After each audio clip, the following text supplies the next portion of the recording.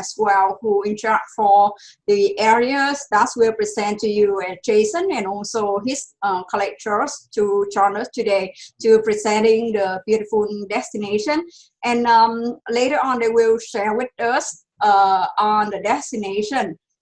So for today, let me go through a little bit on our schedule for today and also the accomplished session workshop in May and June.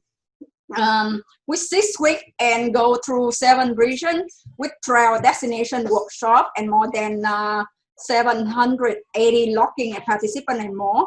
We would say thank you for all of you to join our session and also contribute on our workshop during last week. Today we will go to Azerbaijan, Georgia, and also Uzbekistan presentation by our partner there. And within this week, this Thursday at 10 a.m., we also will go through the South America destination. And with that, we would love to thank you all for your participation and also joining our workshop before a break. So we understand that July and August within your peak season for summer preparation, even for your domestic tour or maybe inbound tour. But we understand that our agent also would love to have some time to preparing for their business. And with that, we would like to break our destination workshop into 2 modules. So the first module we also complete trails destination workshop, and today we will go through this week we will go through the rest of 2 workshop, and then we have a break before we go into mid-September. And with that, the other 8 workshop regarding to France, Switzerland, German, Balkans, Spain, Portugal, and also UK, Scotland, and Ireland. We will move to middle of Sep. And we would love to welcome you once again to our workshop in the module 2 in middle of September. And with this, maybe let me introduce our friends and our partners in the area just to present to you the destination. Hi, Charles and Jason, hand over to you. Hi. Thank you very much. Thank you. So, I will have my video on first, and Zhao has his video on also, so at least everybody can see how we look like. Thank you very much for giving us this opportunity to share with you these very beautiful destinations that are really the emerging destinations now for leisure travel pre-COVID, and we sincerely believe even after post-COVID. Rationale being very simple because there are so many destinations in the world, and there are, people have traveled a lot. Nowadays travelers, especially from the Vietnamese market, they have seen almost everything in the world, right? So we are trying to give you more information and also to allow you and to help you to be able to also understand these destinations more. So today we will be doing the destination of Azerbaijan, Georgia, and Uzbekistan. And if we have more time, we will add in a few more destinations that we operate in. So basically, we are one of the leading DMCs in that region. We work very closely with the government boards and government bodies over there. Personally, actually, I'm Singaporean, but I live in that region. And previously, I used to be the CEO of an inbound company in Indonesia as well. And Zhao also used to be in the aviation industry, and then after that, in joining one of the top agencies in Azerbaijan. But now, of course, we coming together to create, this partnership with Kony to be able to operate at an international level, taking care of safety, quality, and of course, creating best experiences for all our travel agent partners and their customers as well. So without further ado, because we have a lot of destinations to talk about, and also we have, I think, about 1 hour to about 75 minutes. And at the end, we are going to have a Q&A session. And I was informed by my dear colleagues at Kony Vietnam itself that they are going to give away some really fantastic prizes to some people who give me some right answers to some of the questions I may be asking at the end of the presentation. So please stay with us. I know you have been doing a lot of Zoom meetings and you want to go out to see the world. So we will love to welcome you in Azerbaijan, Georgia, and Uzbekistan very, very soon. right now, let us show you what these destinations are all about. Yeah.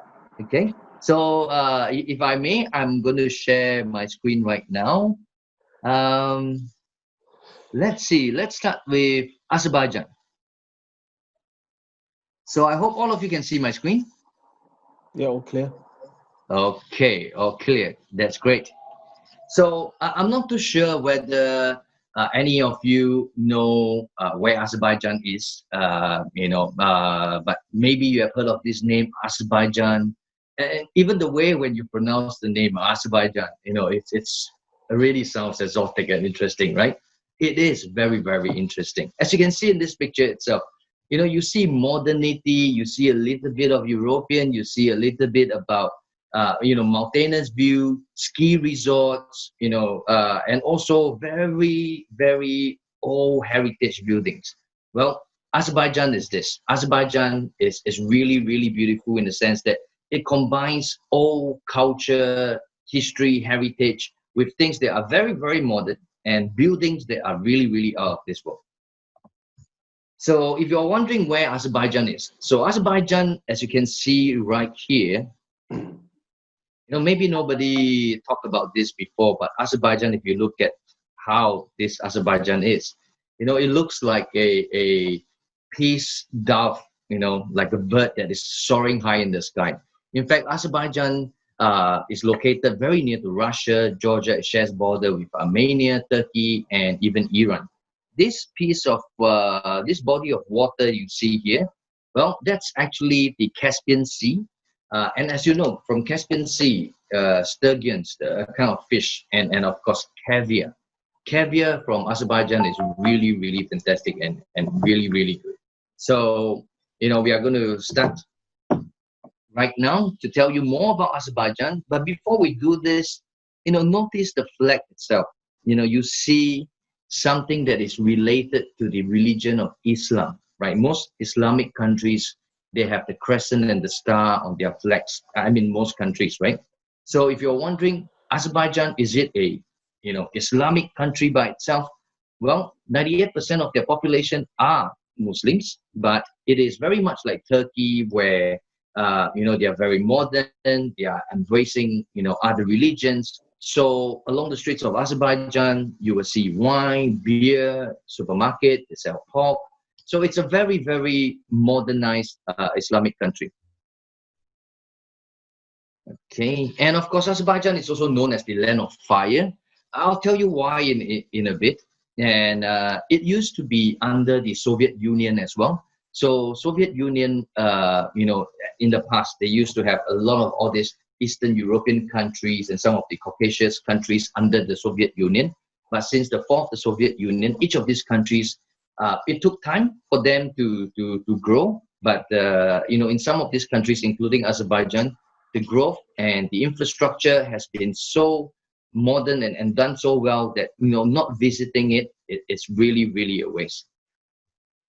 So there's some geographic destination information right here. So I'll just skip this a bit. Anyway, the printed copies and information of the presentation will be sent to all of you by our colleagues in Pony, Vietnam after the webinars.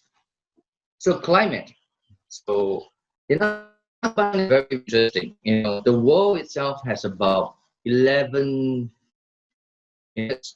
zones, and in Azerbaijan itself, there's about 9 of it. As you will see from city to city, you will see like a desert region, then suddenly you see a rainforest region and certain valleys, and then in certain cities it's colder than the other city. In certain cities it snows, in certain cities it does not.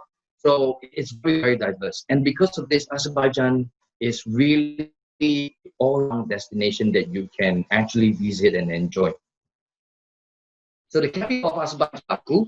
So, if any one of you have visited Azerbaijan, most probably you would have gone into Baku because that's where the main international airport is. But within Baku itself, there's it has a good mix of like really old buildings, heritage buildings by Europeans, and then buildings, and you have the very post-Soviet, very modern buildings as well. So outside Baku, there's other major cities in Azerbaijan, but limited to, because there's really just too many cities. There's Ganja, Sheki, Shimaki, Kuba, and Gabala. So most of the time, we have our guests, visiting Baku for sure. They fly into Baku, and then we bring them to Shimaki. From Shimaki, we bring them to Sheki, and from Sheki, we'll then bring them over the border to Georgia. So culture and history, Azerbaijan, again, it's very, I'm sure you know Turkey very well. It's very much like Turkey, but not like Turkey. Although it has a lot of Persian influence, Turkish influence, but it also has a lot of Central Asia influences, as well as European and Russian influences. It's really a melting pot of cultures in Azerbaijan. And in Azerbaijan itself, there's a few important things, especially nearby to Baku, that's really, really interesting, and really one of the most differentiating factors from other destinations. For example, in Gobustan, there's this national park where you see a lot of volcanoes. And it's not your normal volcanoes. It's really what we call the mud volcanoes. Of the world, there's about 800 over mud volcanoes, but in Azerbaijan alone, you can find 300 over of this. And these mud volcanoes actually does erupt from time to time, but it's not like a huge volcanic eruption that you see. And also nearby to over there where the national park is, you can also see a lot of all these cave drawings. And these cave drawings are from hundreds and hundreds of years ago. Which is really, really a sight to behold. Land of Fire. Earlier on, I was talking about Land of Fire. So why is Azerbaijan known as the Land of Fire?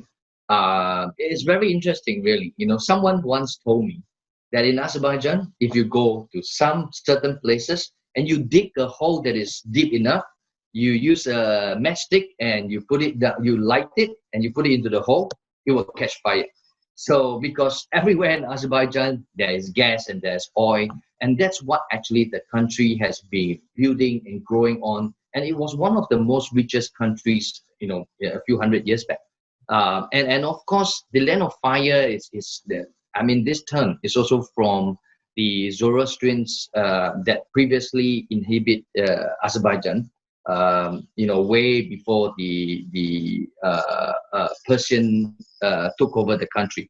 So in Azerbaijan itself, there is the Fire Temple and the Fire Mountain. And the Fire Mountain, really, the fire has never gone up for hundreds and hundreds of years. So, these are some of the sites that is really important and really interesting to see in Azerbaijan. And definitely in Azerbaijan, in Baku itself, where the capital is, there's the Baku Old City. So the Baku Old City is like a fortress, that protects the old city. But right now, it's not only, looks old or, full of history or historical monuments. In fact, Baku Old City also housed the Maiden Tower, which there's a very fabulous, beautiful story to it. And also along the streets of the Baku Old City, you will see a lot of really nice restaurants, little gift shops, the best caviar in Azerbaijan, in that region, or maybe even in the world, that is sold there. And a lot of little small cafes, beautiful restaurants, and even rooftop restaurants for you to enjoy your meals while enjoying the views of Baku and the Baku Boulevard. And one very beautiful place that we will always bring our guests to if they go over to Georgia. Normally we combine Azerbaijan and Georgia, although we are seeing an increased request for only mono Azerbaijan, like 3 nights, 4 nights from Asia markets.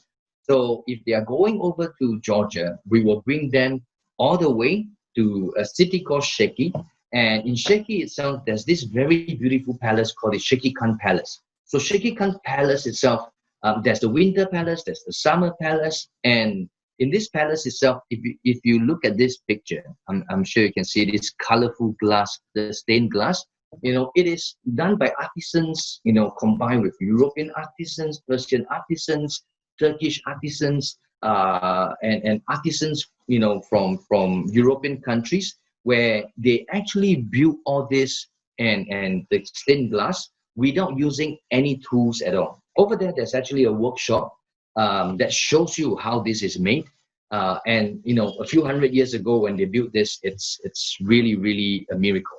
And what's most important, as Sheikh Khan says, when you visit it during the day and when the sun shines in, as you can see in this picture here, you can actually see the sunlight coming into the rooms, and of course in different colors, giving a really a different euphoria, colorful euphoria when you are in that room itself.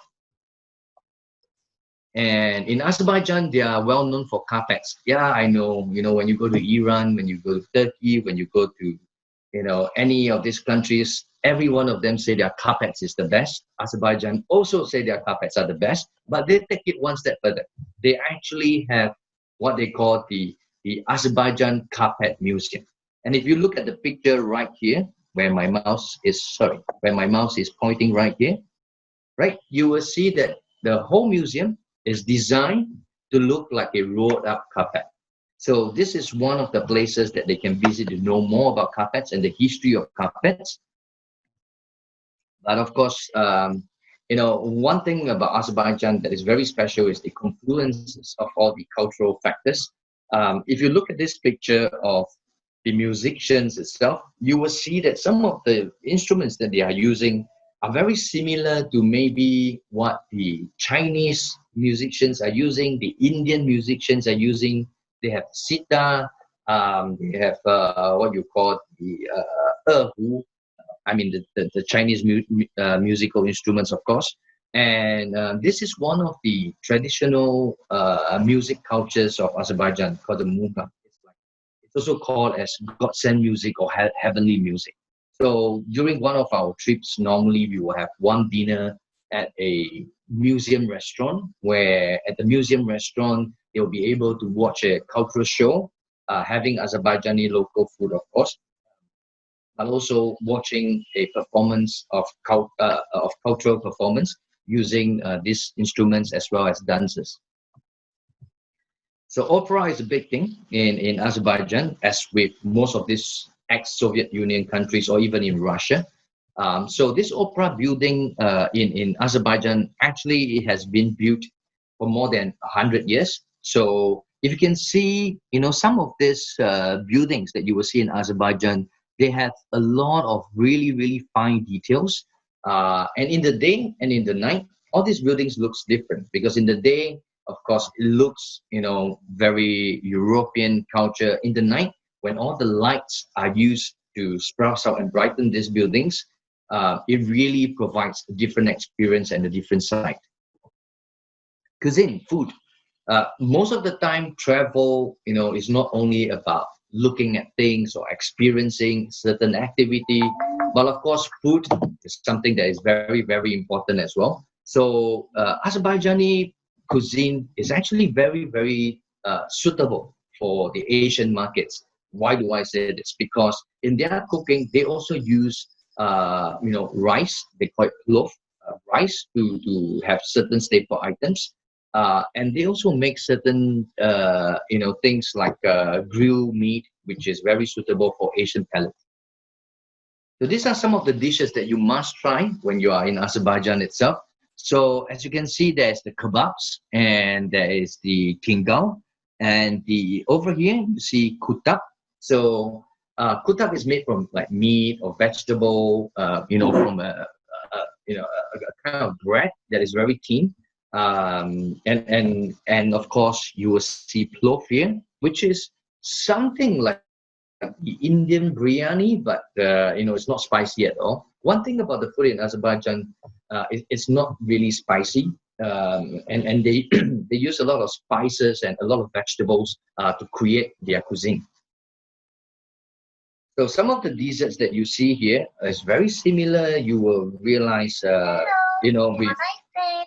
with those that is in the Middle East and also in Turkey itself. A lot of sweets and a lot of fruits are used in the preparation of their desserts. Very important item here, for customers who likes to, buy things, or who likes to, buy certain items that are representative of the destinations that they visit. There's definitely saffron and caviar that they can explore and buy in Azerbaijan. So saffron, Azerbaijan saffron over here, it's actually one of the most expensive in the world, and they have huge farms over there. Of course, we normally do not visit the farms, but we if the client wants to, we can bring them to the saffron shop to let them understand more about saffron, and in the end, they can also purchase some. The other thing that's very popular is caviar.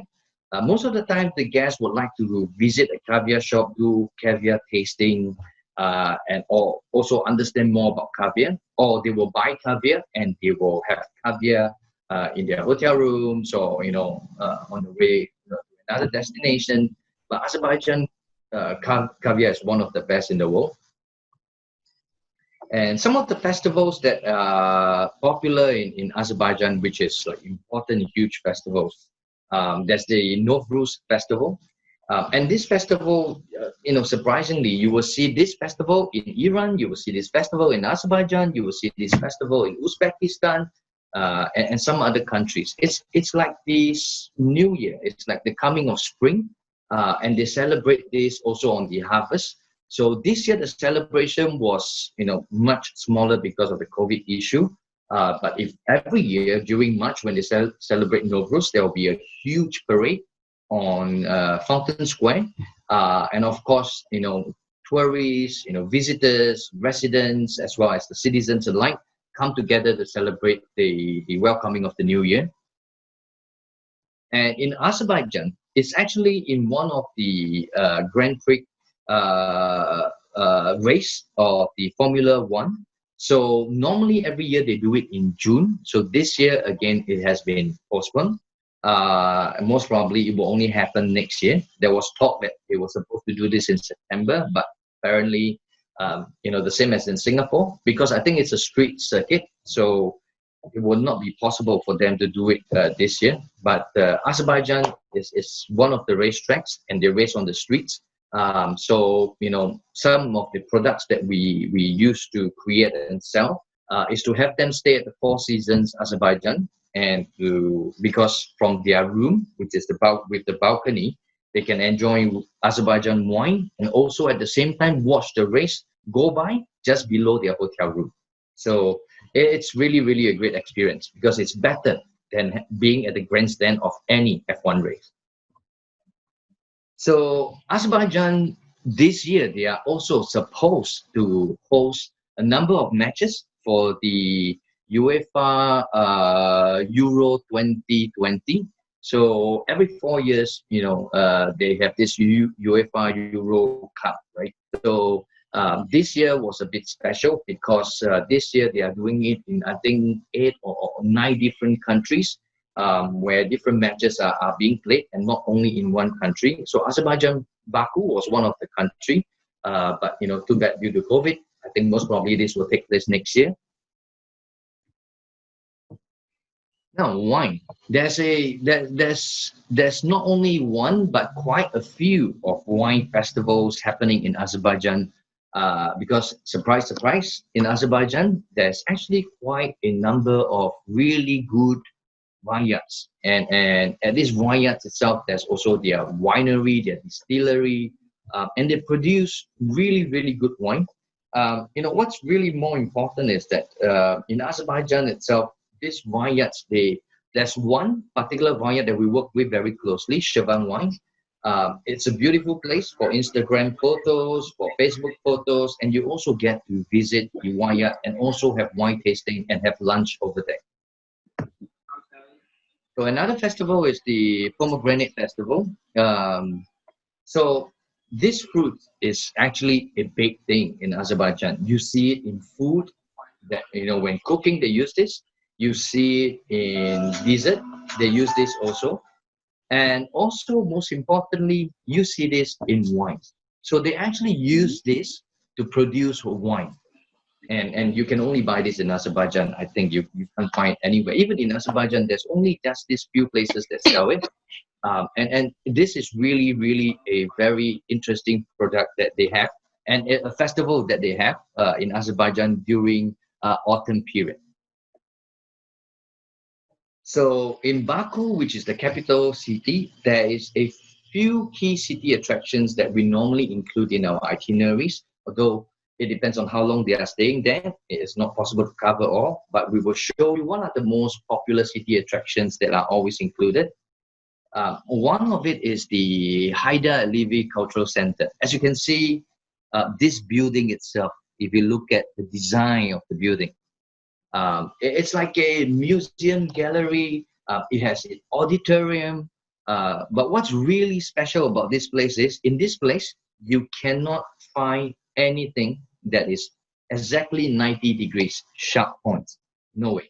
So in this place itself, normally we will bring them, because just outside there's a large view area, as you can see right here. Normally we will bring them to this museum because the architecture is so interesting, and they will have a photo stop right here. Or for FITs or for other kind of different travelers who wants to experience more in-depth Azerbaijan, we will actually bring them into the museum. So Flame Towers, another iconic architectural attraction in Azerbaijan, the Flame Towers. As you can see, there is this, 3 buildings right here. Outside is covered with LEDs, so every night the LED lights come out. It tells the story of Azerbaijan. It mimics the fire burning, and that's why it's called the Flame Towers. And also the Flame Towers, one of this building is actually a hotel, and that's the Fairmont Hotel in Azerbaijan. And in the middle of it, not the rooftop because it's just way too small, in the middle of it, there's also a nightclub, like a disco place for people to enjoy. Actually, in Azerbaijan, there's many of these discos, drinking places, live bands, pubs. It's really, really vibrant and beautiful. So a few other places where we will also visit will be the Upland Park, as you can see right here. And this is the Flame Towers. It's just next to the Flame Towers, Upland Park. So from Upland Park itself, you can see the whole Caspian waterfront, the Baku Boulevard, which is, this whole walking area. I think it's about 16 kilometers long, this whole boulevard. And of course, there's a new mall that has just opened recently. I really pity the owners with the COVID issue. They opened a new mall and basically there's nobody visiting.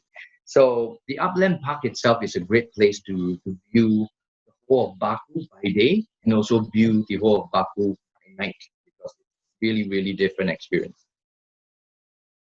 And one of the key places to visit in Azerbaijan would be the Fountain Square and Nizami Street.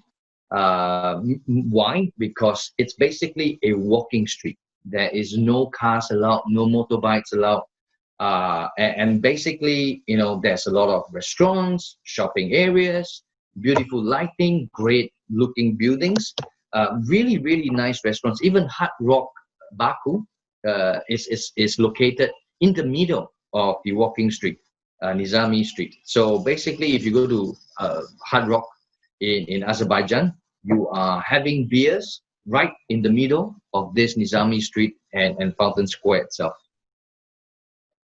So in Azerbaijan, of course, they also have beach tourism. As you know, it's located along the whole Azerbaijan has a very long coastline of the Caspian Sea, and therefore during the summer period, they normally have all these beach resorts opening, and also very beautiful beach clubs, like you can see in these photos, to really enjoy the beaches of Azerbaijan. Although the beach is not as clean as you can see from the sand, it's a little bit dark, and due to the Caspian Sea also having a high level of oil in the sea.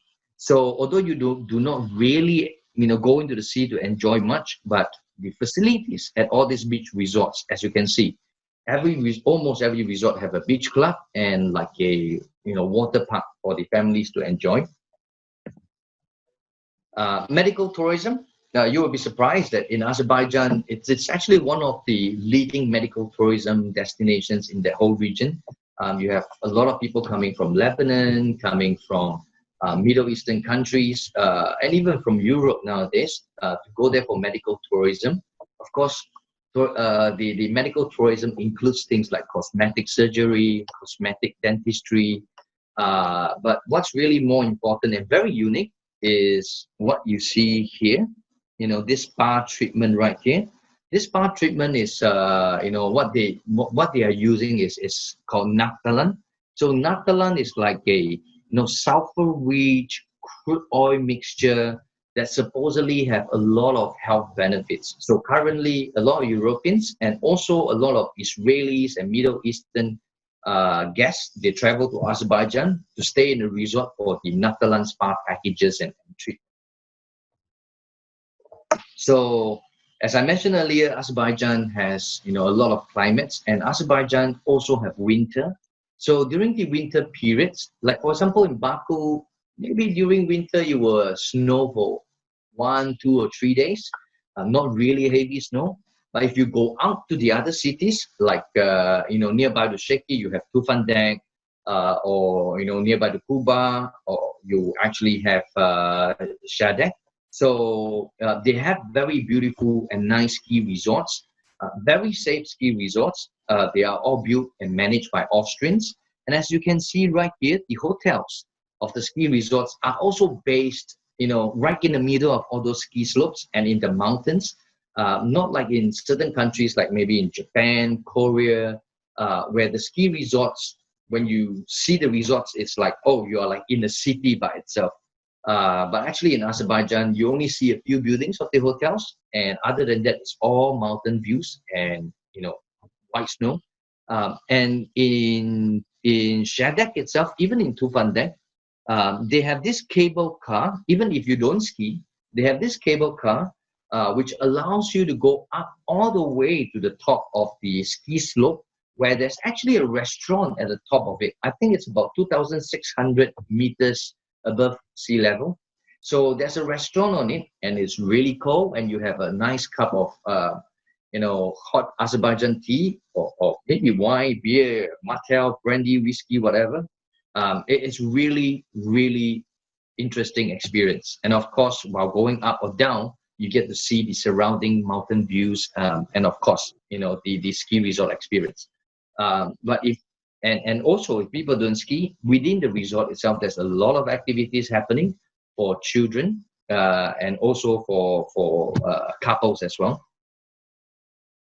So MICE tourism in Azerbaijan, it's actually just growing. Azerbaijan as a destination for leisure travel and for MICE tourism, it only started really happening in the last few years. But with their MICE itself, although they have had international events, now they are also opening up for more users. We have already confirmed quite a few of companies coming for MICE in Azerbaijan in the next 1 or 2 years. And some of the facilities there are really, really top of the class.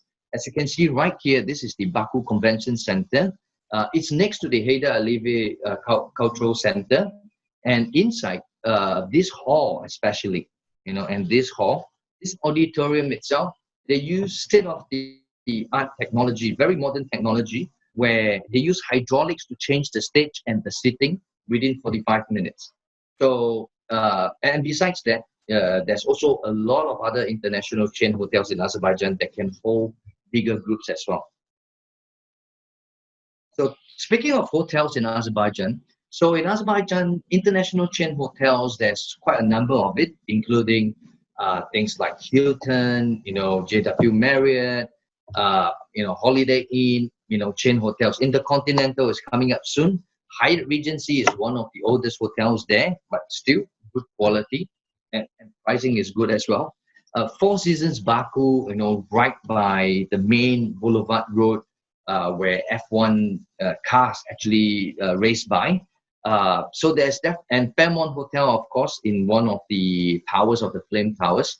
So there's no lack of international hotels. But what's really interesting in Azerbaijan is that there's also quite a lot and quite a number of locally branded hotels.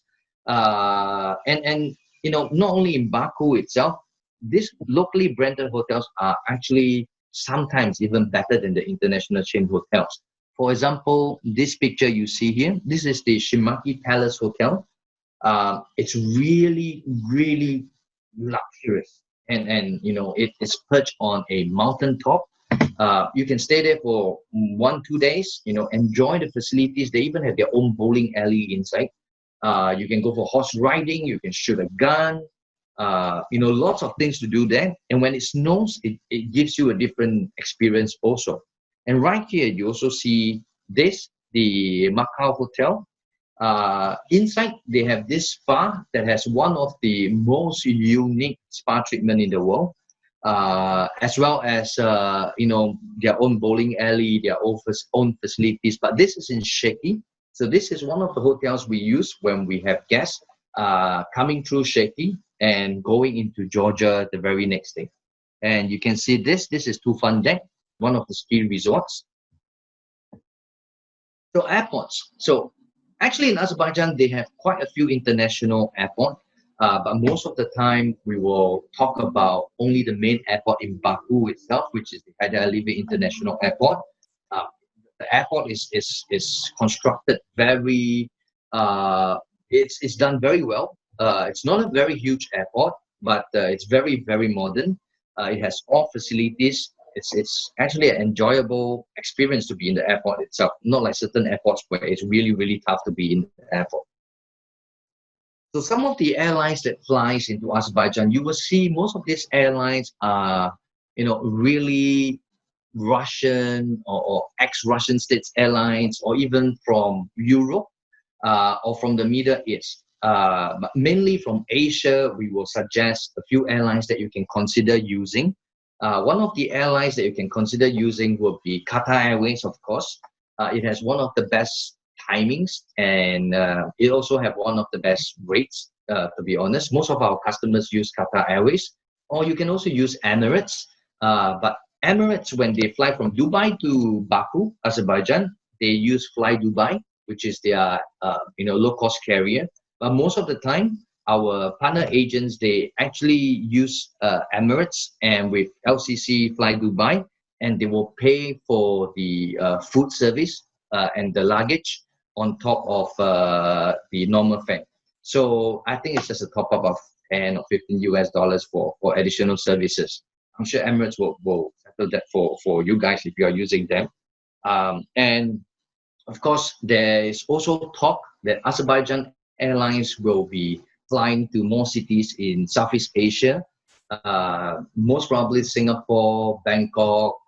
We believe that Vietnam will definitely be one of the destinations that they want to fly to.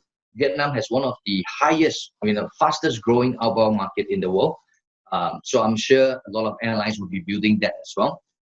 We have also worked with Thailand, where Thailand actually charters AirAsia. So they use AirAsia X. They do charters to fly to Georgia. And I think they will plan to do charters to Azerbaijan very soon as well. So another airline you can use is, of course, Turkish Airways. But Turkish Airways, you will have to fly up to Istanbul and then fly down 3 hours again to Baku. So we do not really suggest using Turkish Airlines because there's a backtrack timing.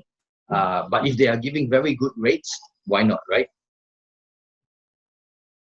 Okay, so this is some of the other airlines. Uzbekistan Airlines also flies to Azerbaijan, but they also do a stop in Tashkent, Uzbekistan. And most time, all these airlines that I've already mentioned, besides flying into Azerbaijan, they also are able to fly out from either Tbilisi in Georgia, or either in Tashkent, Uzbekistan, or in Armenia, Yerevan. So ground transportation in Azerbaijan, of course, there's the railroad, and the train is actually pretty good. You can actually use train from Azerbaijan to Georgia. It's an overnight train. You get to sleep in the train. There's beds for you to sleep, and the quality is very good. And you can also purchase food on board, of course. It's a little bit like Eurorail, maybe I would say 15, 20 years ago. Yeah, but it's still clean and great. So on the Caspian Sea front, there's also some Caspian cruises that goes on. We normally do not include this because it's not very reliable due to the weather. Oh, by the way, Azerbaijan is known as the land of fire, but Baku is known as the city of wind. So it can get very, very windy in Azerbaijan that everybody has to stay indoors sometimes. But it's a great experience as well, seeing somebody being pushed by the wind. So some of these cruises, sometimes it's not possible due to safety-wise. It can't happen. But when it does happen, normally it's just a cruise, about 40 minutes cruise. From Baku itself, you go out to the Caspian Sea and you can see Azerbaijan, Baku from the sea instead of from the city looking out towards sea. So road transportation, we are very, very particular about the comfort of our guests that we handle. Rationale, very simple, because in Azerbaijan, after visiting Baku, most of the time we bring them to outer cities. And the outer cities sometimes could be a 2 hours journey, a 3 hours journey, or if they are going to other cities, staying over and then crossing into Georgia, it will be quite a long distance. So in Azerbaijan, we only use the best quality buses, reliable buses as well, Mercedes-Benz 403, or we will use Neoplan, even for 16 packs and even for 16 packs. Other than that, smaller pack size, let's say 6 or 8, we will always use Mercedes Sprinter because the comfort of the guest is really very important to us. So most times, they always love the buses that we have. So that's also great. So there are some sample itineraries right here. But of course, my colleagues at Coney Vietnam, they have more itineraries. 4-day 3-night, 5-day 3-night. They have combination itineraries as well, which they will share with all of you. So I'll just quickly go through this. So tourist information, these are just simple information about the currency, about the PowerPoints, which all this information in the slide itself will be also provided to you by our colleagues in Coney, so that your guests before departure, they know more about the destination and what they will need to bring along, as well as the power conversion tools of the multi-plug.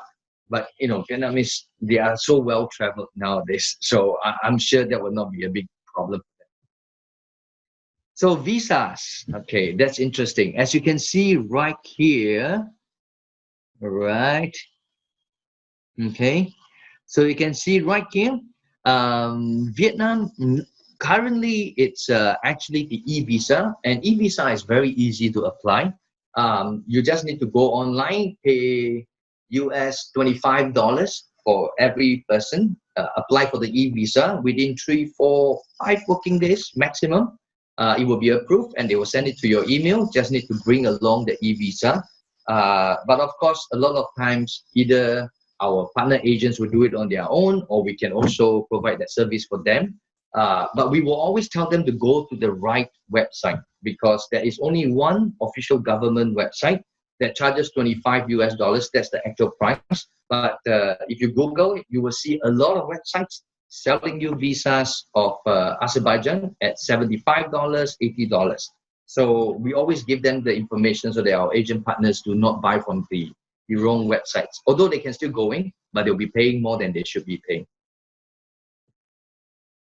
Okay, so these are just some of the words that's in Azerbaijani language.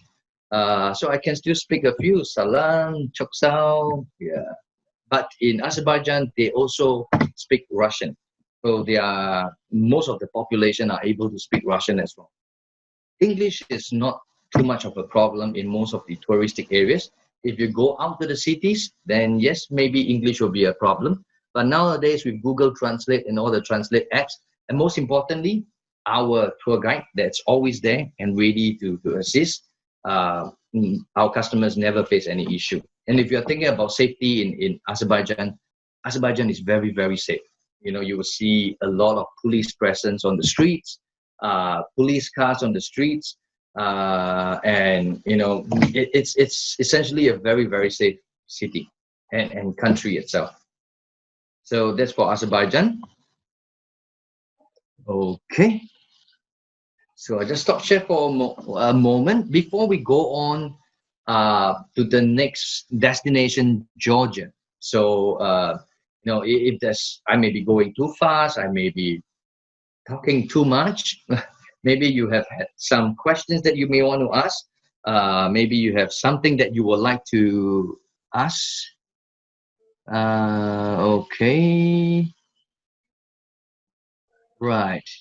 So Thank you, yeah. Jason, for So very informative presentation. So maybe let we ask for the participant. They can raise now for a question regarding to Azerbaijan, or maybe we can waiting in the chat box. We can combine together with our three destinations for today. So for participants, if you have any concern or question regarding to our presentation, just write your question in the chat box, and we can continue and conduct with a Q&A session later on after Jason's presentation. So we yeah, can go ahead with Georgia, Jason. we'll go ahead with Jogja right now. Okay. Yes. Sure. Just okay. Right. Let me share the screen. Georgia. Right. Fantastic, fantastic destination. Let me share the screen again. So I'm not sure whether any of you has been to Georgia, but I'm sure um, you may be thinking that Georgia itself is, really a country in the U.S. Yes, there's a state in the U.S. called Georgia, but there's actually also a country called Georgia, and it is just next to Azerbaijan and next to Russia as well. So just give me 1 minute. Okay, I hope all of you can see my screen. Okay, so as you can see on the screen right here, these are pictures of some parts of Georgia. And in Azerbaijan previously, what you are seeing is really, the heritage, Islamic heritage. You see some churches, and it's more related to Islam. But in Georgia itself, it's totally different. What you see in Georgia is really more Christianity, churches, monastery. But of course, they also have some, I would say, shared culture just because of the Russian period of time, the Soviet Union period of time. But Georgia, again, is a destination that has a totally different feel from Azerbaijan. After you visit Azerbaijan and you go into Georgia, you will see a huge difference. So if you're wondering where Georgia is, you see the flag itself already tell you it has Christianity roots. And it's next to Azerbaijan, next to Armenia. It shares borders with Turkey. It shares borders with Russia. And over here, you see this body of water. Well, that's what they call the Black Sea. So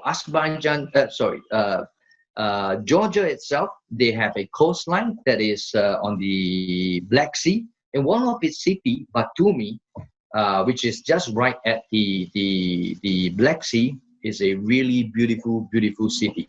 Although it's quite difficult to reach Batumi itself. So Georgia used to be more of like a backpacker place where people, mostly Europeans, visit for its history, its culture, some of the monuments that has been there hundreds and hundreds of years. But right now, Georgia is actually seeing an increased interest in tourists, be it luxury travel, group tourists, to visit Georgia as a destination itself, whether is it a combination with Azerbaijan or just Georgia on its own.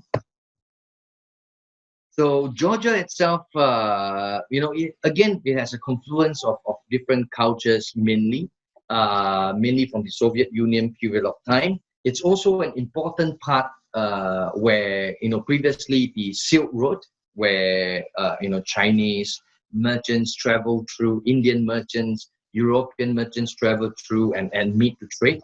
So Georgia is also on the crossroads of this Silk Road.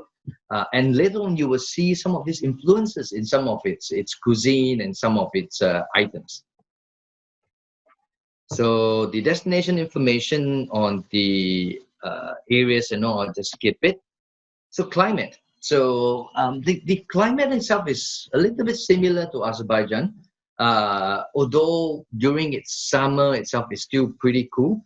And winter itself, it can get really, really cold during the winter. Especially in the capital Tbilisi and also in Kazbagi, where they have all their ski resorts. So Georgia itself is there's a lot of mountains and valleys in the country, but it also makes it a great place to visit because of, you know, all these really, really nice views that people can have. So in Georgia, the capital is Tbilisi. And of course, in Tbilisi itself, the major, if you're wondering which one is Tbilisi, this is Tbilisi. You know, it's one of the very special country that its capital is really in the middle of nowhere, which is, you know, in a mountain valley by itself. That's the capital. There's one entrance to Tbilisi and one exit to Tbilisi. And from there, you go to other cities itself. In fact, Tbilisi is very, very near to the border with Azerbaijan. It's only about less than 2 hours drive. And within the city itself, you also see, you know, a lot of old buildings and some modern buildings.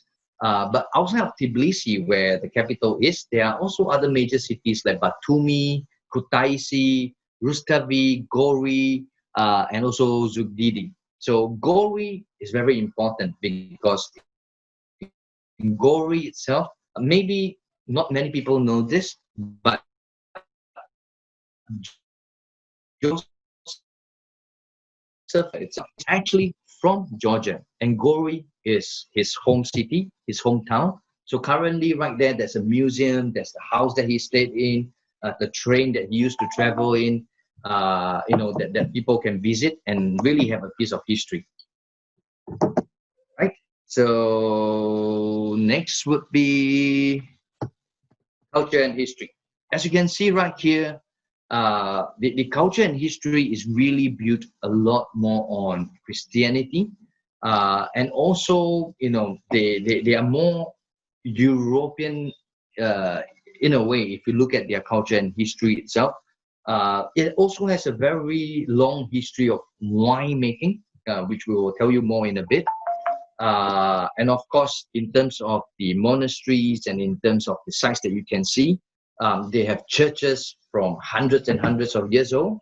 They have, you know, forts from hundreds and hundreds of years old. And of course, this is well presented in how their city is being planned, how their culture is being presented as well. So Georgia, as I was saying, you know, it's also known as the land of wine. Why? Because you know, many years ago, the scholars and all, when, you know, archaeological digs, they realized that they found a lot of urns, they found a lot of things that shows that in Georgia, in fact, wine has been produced, you know, many years ago. And even in Georgia, in agriculture, they also have a huge variety of wine, of grapes that they use to produce wine. So some of these wineries in Georgia is really a great experience to visit and see. So one of this is, of course, Kariba Winery. And in Kariba Winery, this is very near to the border with Azerbaijan. In Kariba Winery, what makes this place even more special is that this winery is actually built into a mountain cave. As you can see from this picture here, the entrance to it, and you get to walk also, I think it's about 7 kilometers or so, walk inside to the winery to see how they distill the wine. And of course, you can do wine tasting, you can have lunch in Kariba Winery. And just outside of the winery, they also have a lot of great spots for photo taking. So another attraction that is very important to visit when you are in Georgia, and this is a city that has been very old, like the late Middle Ages. It played a very significant role in Georgian history because all the artifacts here dates over more than, I think, 3,000 over years. It's an ancient rock city. Of course, nobody stays there right now, but you can still visit this and see how the people lived thousands and thousands of years ago. And there's actually this monastery also carved into a mountain, as you can see, like caves and all. It's called the Vazia Monastery. And this monastery it has very unique architecture. Even if you are looking at it from the ground, or even if you're looking at it from the in the top while you're walking, as you can see, all these steps and all these barriers. Although we don't really bring customers to walk there, we really just let them see from the ground. it's really an interesting site because surrounding it is all the mountainous valley views of Georgia itself. And as I mentioned, Georgia is well known for monasteries and cathedrals. And almost every city, they have, a few of these monastery and cathedrals. And if you're lucky, you can also see some really old Georgian priests as well. And of course, the priests normally are very shy. They don't like to take photos. But, if you're lucky, sometimes they will. And some of these monasteries and cathedrals, especially one of them, the Bodmin Monastery, it was said that the cloth that was used to wrap Jesus when he was crucified is buried in that monastery itself. This is another city. It's not the city, but rather a community itself, Uzguli. So it's like a community of 4 villages together, and you can see that all the houses looks almost alike on one part, and on the other part it looks totally different, colorful. But it's one of the UNESCO World Heritage Site itself. Actually, in Georgia and Azerbaijan, you see a lot of World Heritage Sites because some of the attractions over there have been there for hundreds and thousands of years.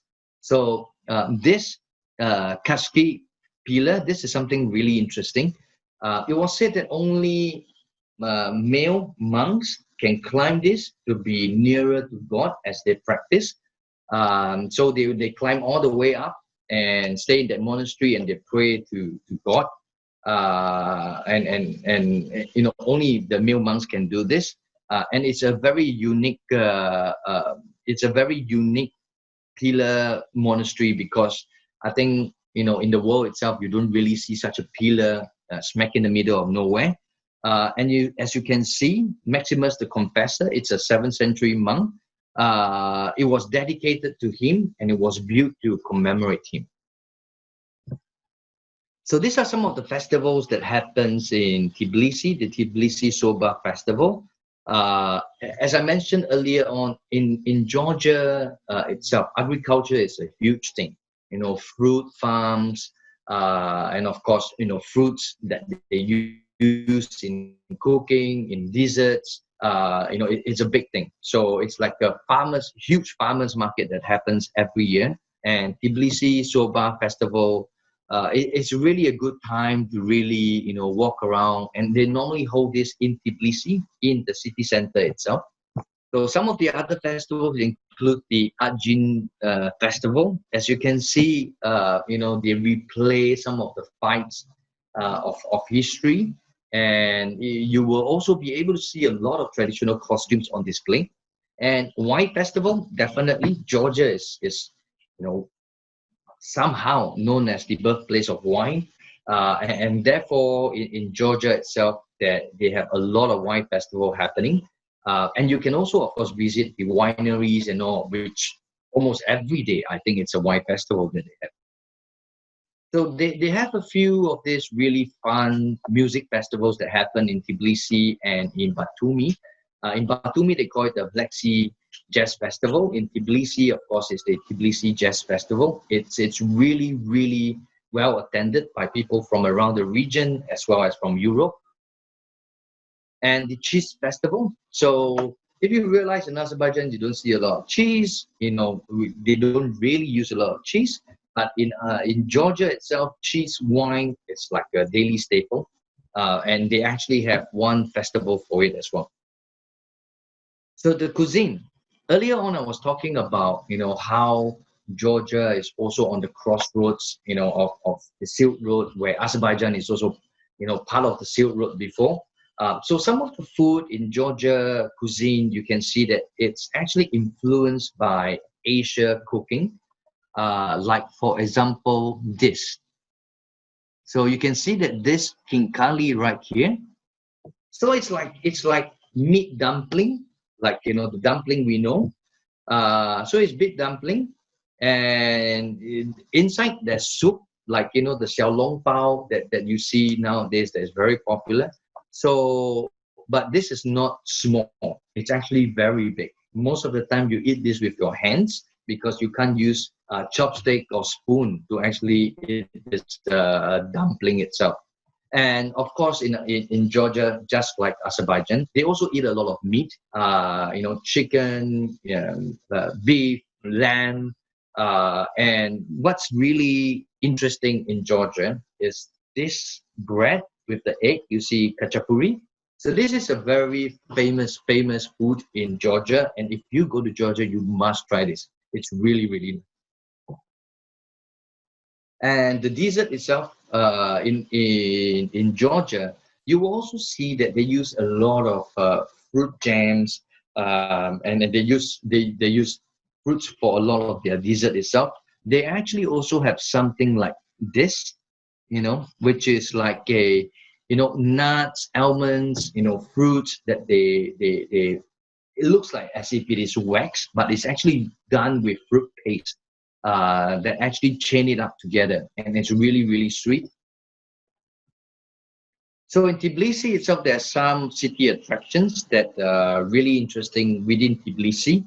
So there's the movement theater. Again, in Georgia itself, art is something that is very important. And across the streets, you see people basking on the streets, singing, performing. And of course, theater is a big thing in Georgia. One of the key highlights to visit. Oh, this picture is fantastic because you see almost the whole of Tbilisi. Really old buildings with only a few newer modern buildings. And in Tbilisi, there's this place called Wright Park. As you can see right here, this picture. This is Wright Park. And in Wright Park, you can actually take a cable car and go up to this Narikala fortress, which is at the top of the hill overlooking the city, as you can see right here as well.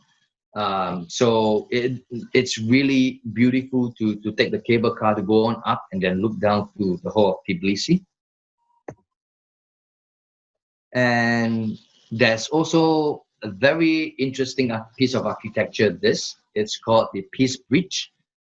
So this is Peace Bridge, and as you can see, during the day and during the night, it's totally different. At night, when the LED lights comes on up across the river, it really provides a different sight as well. And the cable car that I was talking about, you can see it in these pictures, and you can see that in Tbilisi, the capital itself actually will get pretty heavy snow during winter. But then again, it adds a different dimension to seeing how the city is, especially people like us from Asia. We don't have snow here, right? So when we go on to places with snow, it provides a different holiday experience for us. So in Tbilisi, you will also see a lot of the old bath area, public baths. But most importantly, it is the design, the decor, and the buildings, of Tbilisi in the old city itself. And the Opera House, and the Tbilisi State Opera House is actually founded in 1850s, and it's one of the oldest opera house in Eastern Europe. So another city in Georgia, and earlier on I mentioned this, is called Batumi. So in Batumi, as you can see, it is on the Black Sea itself, great beaches itself, really nice. And you will realize that Batumi will be a lot more modern than how Tbilisi is. Tbilisi is in the mountain valley. Batumi is actually by the sea. One thing about Batumi, though, is from Tbilisi to Batumi, it will take approximately 5 to 6 hours by bus or by train. Another way is to fly domestic flight to fly from Tbilisi to Batumi, or sometimes we have customers who are now asking to go to only Batumi and not go to Tbilisi. But normally these are people who are visiting Georgia for the second time, and they fly in through Istanbul and from Istanbul to Batumi, because there's another flight from Turkish Airways to Batumi itself. So in Batumi, they have a place called the Europe Square. And at this Europe Square, the name already suggests Europe Square, right? It's a totally European feel and experience, be it the buildings, be it the fountains, the cobblestone walk. It's a great place to spend some time, especially for nowadays selfie photos to show your friends where you are visiting and what you are doing overseas. And of course, in Batumi, they also have the 6 May Park, which is like a small theme park for children and families to visit. The Botanical Park, which is actually has one of the highest species of flora in the world. And this is my personal favorite, Ali and Nino statue. There's a beautiful story behind this, like the Juliet and Romeo, where it's a cursed love story where both of them are in love with each other. Ali is from Azerbaijan, Nino is from Georgia. They fell in love, and then the war came. They got separated, and then one died, the other one died. So somebody created this sculpture, and every night, every day actually, this sculpture is created in such a way that when they are apart and they start moving, they actually go into each other, becoming one. So this is only seen in Batumi, and as you can see from this, it's really an amazing sight. And in Georgia, in other regions itself, in Emirati region, there is the Prometheus Cave. Of course, the lights that you see is really LED lights.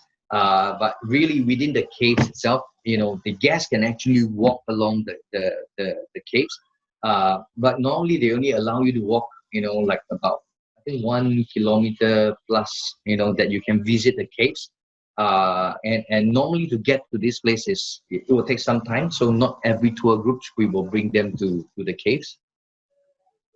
And for those people who like, trekking, hiking, of course, Azerbaijan itself is a great place to trek because, nature, the scenery, the mountain valleys, it's really beautiful, great air.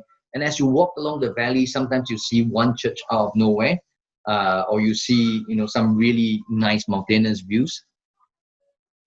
One of the regions that we normally include in our itineraries is Kazbegi. It depends whether they are going to stay there for one night or they will not stay there for one night and they will go back to Tbilisi. Both is also possible. You see this monument right here, right by the cliff side of this mountainous region. This is the so-called Russian Friendship Monument in Kazbegi, because just a few kilometers down, you will be in Russia already. It's very near to Russia. And during winter, Kazbegi itself nearby, that's where all the ski resorts are. And in Kazbegi itself, it gets really, really heavy snow. So sometimes the roads are also closed. So it's highly dependent on, what the guest wants to do or what do we want to show them. So this is one picture in Kazbegi, the views in Kazbegi. It's really, really amazing. So again, just like Azerbaijan, because it has winter tourism, snows, they have very good ski resorts that people can go for skiing. As you can see, they can even camp by the side of the river during winter. Ridiculously cold. I don't understand why people would do this, but travelers, they always want to try something new. But in the ski resort itself, it's also operated by Europeans and have a very high level of safety. And to be honest, the winter tourism, I would say that rates and prices for ski resorts compared to even places like Korea, compared to Europe, it's only, I think, about 1/3 the cost. While compared to Japan and Korea, it's about maybe 2/3 or half the cost. So winter tourism in Azerbaijan or even in Georgia, it's really something to look forward to. So as I mentioned, even in Georgia, they have lots of agricultural industry. So we also do tourism, where we bring them for farm visits. Currently, they do not have farm stays, but they can visit the farms, they can pluck the fruits, they can really experience farm life. And hotels in Georgia itself, again, in hotels in Georgia, there's both the international brands hotels as well as the locally branded hotels. A lot of it are equally good. So international chains like Holiday Inn, Ibis, you will see all these hotels there, Wyndham, Crown Plaza. It's all available in Georgia. But of course, certain hotels outside of Tbilisi, the capital, except for Batumi, where they also have a lot of international chain. When you go up to the mountainous region or the smaller cities, that's where you will only have the locally branded hotels, such as the Bajomi Palace, Ambassadori, and actually Ambassadori. This is Ambassadori Hotel. It's in a very, very good location. It's just right near to where the old city of Tbilisi is. And most of these hotels actually do have a casino. So in Azerbaijan, there's no casino, but in Georgia, a lot of hotels have casinos, or that there are buildings that are casinos itself. Because in Georgia, casinos is actually a pretty big industry. So airports, again, most of the time you will be flying into Tbilisi directly. So there's actually 3 international airports. But again, it will not be possible to go to certain airports where you need to move around, unless if you are visiting Batumi, you can fly straight into Batumi. Or most of the time, our guests will fly into Tbilisi, or they will come across the border from Azerbaijan. So these are some of the list of the airlines that flies into Georgia. Again, Qatar Airways, Emirates, Turkish Airlines are preferred for Asia markets going into Georgia, and it depends. But currently, we are also seeing a huge increase in requests from Asian markets, from Indonesia, from Thailand, going into Georgia directly without going to Azerbaijan. So they are doing like a 3 nights, 4 nights mass tourism, 30 packs, 35 packs every single week. We were doing this before COVID, and we believe after the COVID-19 issue is over, we will see again a huge increase in it, because the pricing is really, really attractive, and the experience so far for the guests has been really fantastic. So Georgia itself, they also have railway, and the trains here, as you can see, the internal, very much like Azerbaijan train, very much like Eurail. The quality is also very good. But as you can see, the speed itself, because of the railway system, is still not very advanced. The speed is not like, the bullet train speed that you see in China or Japan or in Korea or Taiwan. Okay, cruise ships. So this is just the information we are providing, but we currently do not operate for the cruise. But from the cruise itself, from Greece, Turkey, they actually stop by Batumi for shore excursion. So this is one of the cruise products that is currently happening, but they do not go to Tbilisi, and they only go to Batumi. So road transportation, again, we use very good quality buses. But the problem in Georgia is that most of the buses are pretty old, maybe 10 years, 12 years old.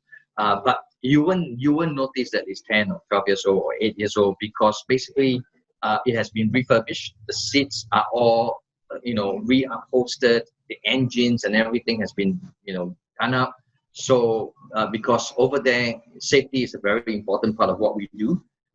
So we always make sure that our vehicles are comfortable but also safe at the same time. So these are some of the sample itineraries that we have right here. So again, my colleagues from Kony will be sending this to you, and the tourist information.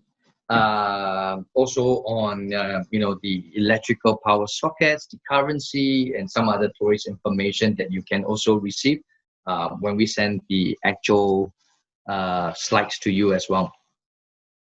Okay, so we are done with 2 destinations. We have one more destination, Uzbekistan. But it seems like I speak too much. I talk too much. So please continue, because it's actually very interesting and attractive. So I believe that our participants also looking forward for the third destination, and then we can also do it in the same time with the Q&A session. Thank you, Jason. Wow. Thank you very much. I'm really honored that all the participants are still with us and they are interested. How I wish this is like some of the TikTok video I can do that people can give me money. And you forgot to bring a cup of water because we continue. Oh no, it's okay. You know, I'm the kind of person I can talk for hours without stopping. Oh, really? Okay. So we're Okay, going to our tourist destination. okay, right. So third is actually Uzbekistan. So for those of you, I'm not too sure whether any one of you have been to Uzbekistan itself, but again, one of the reasons why I'm moving to this destination and why I'm in these destinations is there's so much to offer. It's so interesting. It's so different, from those destinations that I've seen before. It definitely has great potential for our industry, to work together to encourage travelers to travel to, because it's not a place where travelers can easily book online on their own and go explore on their own. These destinations are the destinations that allow us to still be able to create products that are suitable for the travelers and in taking care of them and making their experiences great. So before I start, just give me 1 minute to get it ready, of course. So I'm not too sure whether any one of you have been to Uzbekistan before, but currently, right now, I don't know whether you all have seen this piece of news coming out recently. In UK, in a lot of European countries, even in some Asian countries now, Uzbekistan is getting a lot of coverage. Why? Because it's a place full of history. Really beautiful sights, great food, a lot of things to see and do. So let me just pull up Uzbekistan. Okay. And I hope all of you are seeing my screen right now. So right. So this is Uzbekistan. Really, really beautiful place. I'll tell you more about the food later on. Which, if in the future, if we are going to do a family trip together and we invite you to Uzbekistan, it's something that I'll definitely invite all of you to eat and experience, which I'll tell you more in a bit. So if you're wondering where Uzbekistan is, okay, earlier on you see this. This is the Caspian Sea, right? Sorry. This is the Caspian Sea. Azerbaijan is opposite the sea. And over here, that's where Uzbekistan is, Turkmenistan, Kazakhstan, Afghanistan, and Kyrgyzstan. All the stars. So in Uzbekistan itself, it's a very strange country if you realize, like really elongated. And that's why there are certain cities we can go to and there are certain cities we can't. In Uzbekistan, it used to also be part of the Soviet Union many years ago. And that's why in Uzbekistan, you see a lot of signs in Russian. The language spoken is some parts is Russian. But what's really interesting in Uzbekistan, in Tashkent, you see people that looks like Asian, Chinese, Mongolian kind of people. You go further down to maybe Bukhara, then suddenly you see all of them look more like Russian, Caucasian, brown eyes, blonde hair. Then you go to Samarkand, which is another city. You see a mixture of both. That's really, really interesting. And in Uzbekistan itself, it's honestly it's an Islamic country. Islam is their main religion, and also because of this, in Islam's history, it actually have a lot of Islamic monuments that are UNESCO World Heritage Sites. It's part of the Silk Road, a big part of the Silk Road, where previously all the traders will come and trade in, and as such, it has really beautiful journeys that customers can enjoy in this country. So geographic destination information, I'll leave aside. Climate. So as you can see this, people may think this is in Japan, the peach blossoms. But actually in Uzbekistan itself, during the winter, it gets really cold. During the summer, it gets really, really hot. But when we talk about hot, it's not like the Middle East, 50 degrees or 48 degrees. yeah, it's about 40, 42 degrees, but still hot, but not as hot as the Middle East. But it has great climate, and during the winter, depends on where you are. If you are in the mountainous area, it could even drop to -20, -25, or -30. So the capital of Uzbekistan is Tashkent. So in Tashkent itself, you see a lot of the older buildings, but also a lot of the newer buildings since it's the capital. But what's really interesting in Tashkent also, if you visit Tashkent, maybe you don't notice this, but you will see that out of 10 cars on the street, 8 cars are all Chevrolet.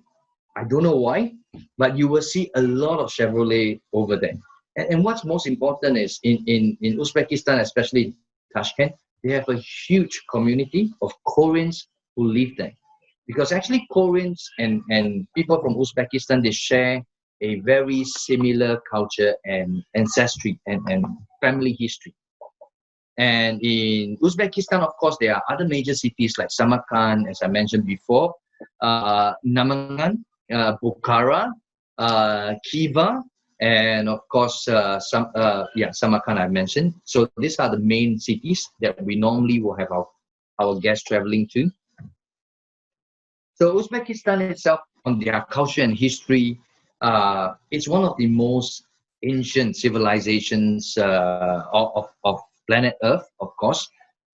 It has been ruled by many different cultures or clans, like the Mongols, the Persians, and of course, the Russians during the Soviet Union period of time. And that's why Uzbekistan is home to many cultures. Like I mentioned, you see some people who looks like Chinese, but they are not Chinese. You see some people who looks exactly like Chinese, but they have blue eyes or green eyes, and really, really beautiful people there. Men and women are like really beautiful people there. And, earlier on, we were saying Azerbaijan is the land of fire, and Georgia is the land of wine. And now in Uzbekistan, it is the land of shrines. So shrines is like, temple and all. And of course, all these shrines we are talking about, the Islamic shrines itself, the tomb also, the notable figures of the religion, as well as, even the author, the person who recorded the Quran, he's buried in Uzbekistan as well. So there's a lot of all these cultural and historical sites to visit, being able to feel a part of history. And like I mentioned, it's a very important part of the Silk Road, because, from Asia, China, that goes on to Tibet, all the way to Uzbekistan before crossing over to the European side of things. Uzbekistan is like really the key place. And that's why they also have a lot of influences and a lot of things that is kept from the old Silk Road, where people are still able to visit. So if you look at this festival, Navruz Festival, in Azerbaijan, there's also such festival. It's exactly the same festival. They celebrate almost the same thing. And the beautiful part about this is people in Azerbaijan, when they go to Uzbekistan, they are able to understand the language a little bit because their language are very similar. But as you will realize, in Azerbaijan, it's Novruz, while in Uzbekistan, it's called Navruz. So in Uzbekistan, as opposed to Azerbaijan, in Azerbaijan, they use O. In Uzbekistan, for they certainly shared some kind of shared history, before, and that's why they are able to, they also have the same festivals. And as you can see over here, from their national costumes, it's very colorful, very beautiful, and you can see from some of the ladies' looks here, it's a little bit Asian, but a mixture of Caucasian as well. And over here, you will also see some of these festivals, the Boysun Bahori Festival. This is more in the mountainous area. And you can also see some of these, tents. And you will realize that, it looks very similar to Mongolia. And if you look at these people here doing, wrestling, it's very similar to Mongolia. Like I mentioned, they have been ruled by the Mongols, Persians, the Russians, and that's why in different parts of Uzbekistan, you see different parts of faces, different parts of culture, and of course, different parts of cuisine and food. So some of the places that definitely you must visit, and most of our itineraries also includes, especially in Tashkent, Bukhara, and Samarkand, even some places like Khiva, are some of the most beautiful places you can ever see in the world. So this is one of the places, one of the foremost Islamic religious monument itself, the Poi Kayan. So for this itself, the buildings, it has been built, I think, the most, if I'm not too sure, it's like more than a few hundred years old. It's one of the oldest buildings of the world, and of course, it's UNESCO heritage site. In the day itself, it has a very huge open area that the tourists can visit, and along it, there are also, like the old city kind of built up in Bukhara.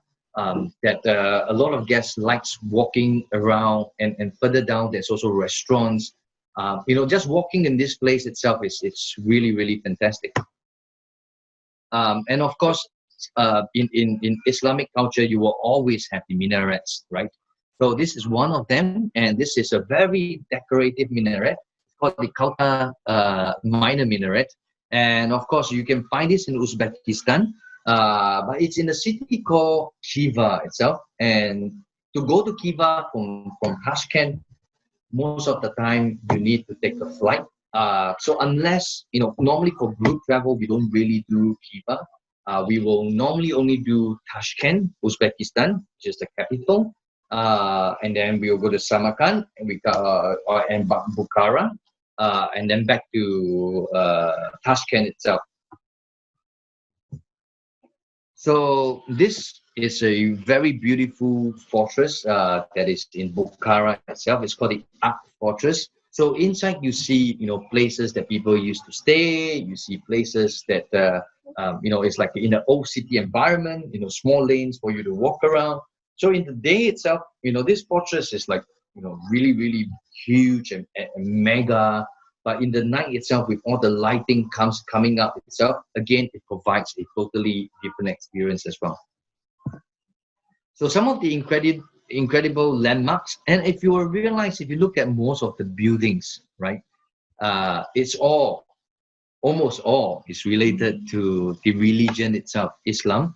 But what is more important is to really look at all these things that the artistic feel of all these buildings. And even when your hand runs through the wall itself, you can really feel a piece of history. Food. Now, this is something I want to talk to you all about. Food. Very interesting. So I hope all of you can see this big plate of rice right here. Yep. So this is also called plof. Yeah, it looks like nasi biryani, like the Indian nasi biryani, but not really nasi biryani. The pieces of meat, it's actually horse meat. So in Uzbekistan, they eat horse meat, and they eat a lot of horse meat. Some of this dish that you see here is also horse meat. So if you're wondering, what does horse meat taste like? Well, horse meat tastes like beef, I think. Yeah, it's hard, dry. It tastes a lot like beef. So, this is one of the really important dish that they have. The plof itself, where they have the horse meat, and when one big plate, you are supposed to share it with a few people, and everybody eats from the plate. There's a section that you have to finish, and once you eat to the center of it, there's a small message there, like to wish you well, to wish you, health, or to wish you wealth. So it's a very interesting food itself. And you can also see that they have a few food like dumplings, soup dumplings as well. They also use, some quite a few vegetable like olives, and vegetable delights. But most of the time it's more meat. But no problem on other Asian food in Uzbekistan, because it's widely available as well. Asian, Chinese food, it's everywhere. The desert, if you look at the desert itself, you will realize that the Uzbekistan desert, yeah, it's sweet. Yeah, it tastes really good, but you don't see much colors. You don't see it being very beautiful or colorful as opposed to Georgia or Azerbaijan. But over there, dessert is a very important part of every meal. So after their big meal, they will always have dessert there. So attractions in Tashkent, which is the capital, this is a very, very important place to visit. It's called Chosu Bazaar. So Chosu Bazaar is one of the oldest marketplace in Uzbekistan. In fact, during the Silk Road, during the olden days, all the traders comes over here in this area, Chosu Bazaar, and they trade wares and they exchange, items so that they can go back to their countries to sell it. It's a really interesting place, and you can see all kind of spices, all kind of nuts, all kind of fruits being sold in the bazaar itself. And one of the visit will be to a very special place called the Central Asian Cloth Center. This is a place where you look at the wok itself is really, really huge. So they cook in mass quantities the cloth, the famous cloth of Uzbekistan. And of course, you can see how it is created, the history of it. And of course, you can also taste it right there. And there's a few other attractions that we will always bring customers to for photo stop or to visit, which is the Tashkent TV Tower, which is a little bit like the TV tower in Shanghai, TV tower in some other countries. So at night, it's full of LED lights, and I prefer to see it at night than in the day because at night it looks really beautiful. There's also, of course, the Amir Timur Square. It's a huge square in the middle of the city center where you get to walk around like in a park, and you see some of these really old monuments about the heroes of Uzbekistan, and of course the Freedom and Independence Square as well. And very near to Tashkent, not in Tashkent, but in the Tashkent region, very near, is where you see Chavat Lake. So Chavat Lake itself during winter, it's really, really cold, but during the summer months, that's where the lake tourism actually happens. So people do jet ski, people do a lot of lake activities, and of course paragliding, because this is also in a mountainous region and area. So winter tourism. So again, we keep talking about winter tourism. Uh, yes. So in Uzbekistan, there's also winter tourism, and they also have very nice ski resorts, and there's many things that you can do there. But winter tourism in Uzbekistan is not easy because it's really, really cold there. But of course, if people who are serious skiers, of course, they will love Uzbekistan winter tourism. So MICE tourism. So Uzbekistan, they have a lot of really great MICE facilities. But the only problem that they have right there for MICE tourism is that they don't have a lot of international five-star hotels or international chain hotels. They are building a lot of it right now. And I think in the next 1 or 2 years, a lot of it will come online. So, but they do have good conference facilities in Tashkent itself. And hotels in Uzbekistan, as you can see, international brand itself, Hilton, Wyndham, Hyatt Regency, but some of these hotels are pretty small in size, like 100, 200 rooms maximum. You don't see those that is like 800 rooms, 1,000 rooms as yet, but they are definitely building more of this. And in airports wise, of course, in Uzbekistan, they have a few international airports. But most of the time, we encourage all our guests to enter through the airport in the capital, Tashkent, because it's a lot easier for us to enter through Tashkent. And what's very important in Uzbekistan is, we always remind our partner agents and our guests and our colleagues who are coming that, if you bring more than 2,000 US dollars in cash, you have to declare it at the immigration, because the customs, if they find more than 2,000, they will take that money away. and when you leave, they will give it back to you. Of course, they don't put it in their pocket. But they have a very tight currency control. And for foreigners, they are always asked to step aside, and they will just search you to see whether you bring gold into Uzbekistan, because smuggling of gold is a big thing in Uzbekistan. So it has a very small airport, one terminal for arrival and one terminal for departure. Not much you can do in the airport itself, but yeah, the airport is still comfortable, still a great place to spend some time, not too long. So these are some of the airlines that flies into Tashkent, Uzbekistan.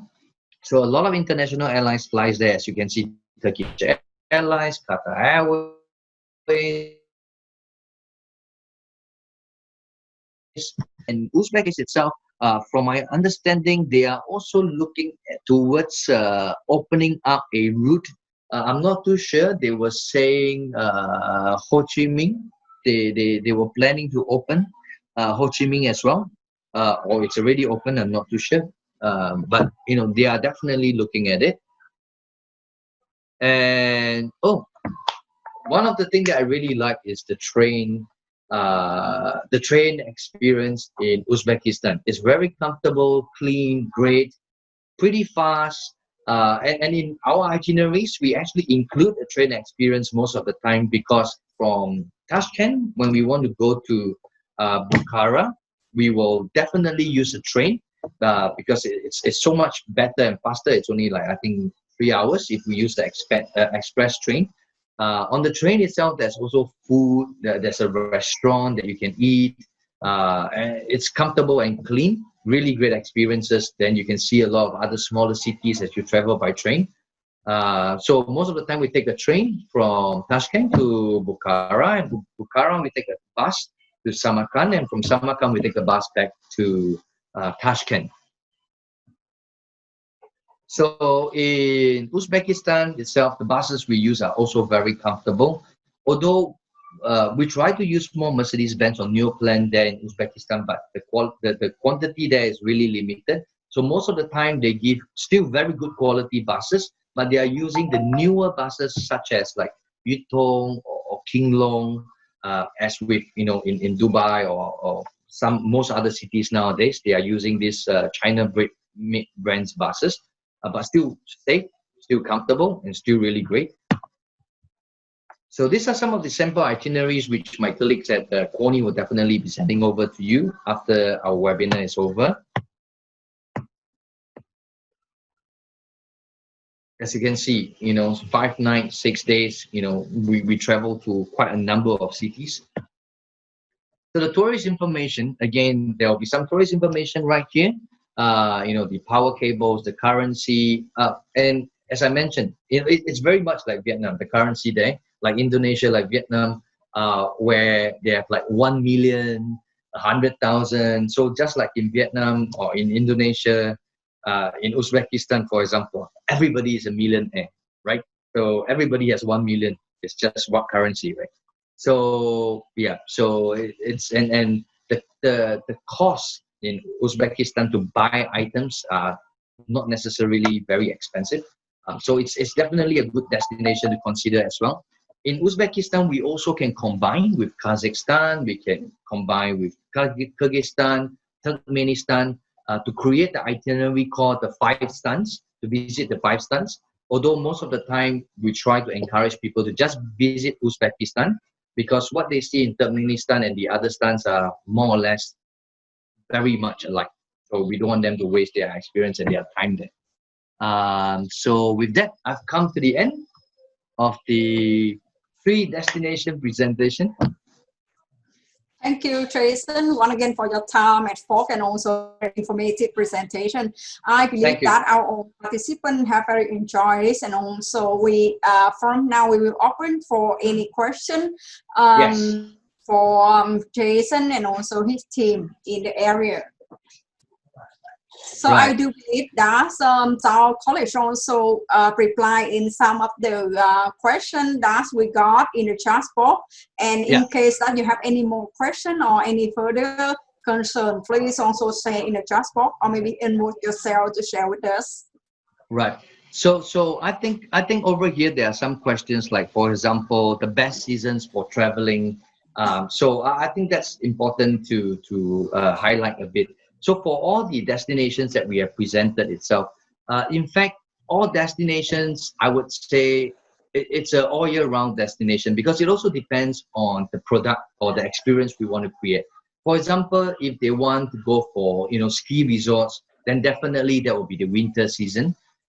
If they don't want to go to places that are way too cold, they don't want snow, but they still want to enjoy, walking in a cool climate to see the monasteries and experience the different mountain views, then I will say most probably it's spring.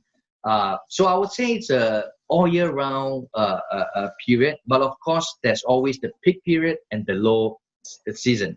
So the peak period is actually during around April, May onwards until September, October. This period is always normally the peak season. Rationale being because it's not too cold, and during the summer it's not too hot, except for Uzbekistan, which is a bit different. It's a lot hotter during July and August. It's really, really hot, and that's the lowest season where nobody travels. But other than that, September, October, April, and May are also very busy times for Uzbekistan. Because other than that, when it becomes winter, certain places in all these destinations becomes very cold.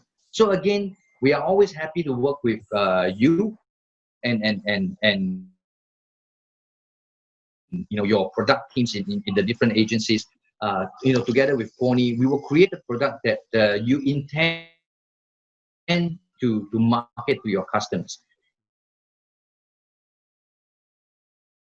If winter experience for them, we will create winter trekking products. We will not do it in winter. We will do it during the spring or the summer period. That will also include a visit to some of these caves because there's no snow, so there's no safety issue also.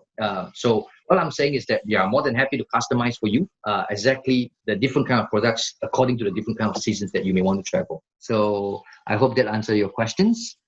Hi, Jason. Yeah.